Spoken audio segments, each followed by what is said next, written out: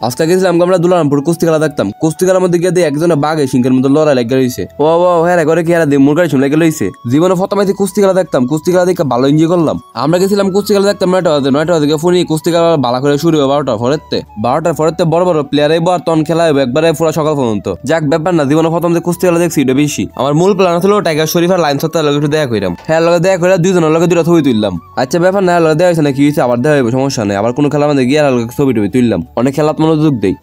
বেটা নাচে উম্মা করে কিলা। আমি ভাবছিলাম বেড়ার প্রকৃতিটাকে সারা দিয়ে ছেলেকে দৌড়তেছে এমনি। খেলা দেয় তো 12টা শুরু হইব, বড় বড় প্লেয়ার বের সময় তো কোনো থাকে কি করলাম যাই বাইকে ঘুমাই গা। আজকে বাইকে কেন তুই মানে বাইক আনতাম দেখেছি, বাইকে দাম গনে বাইক। আর আজকে কিন্তু দর্শক হয়েছিল অনেক ফাফালানো জায়গা নাই।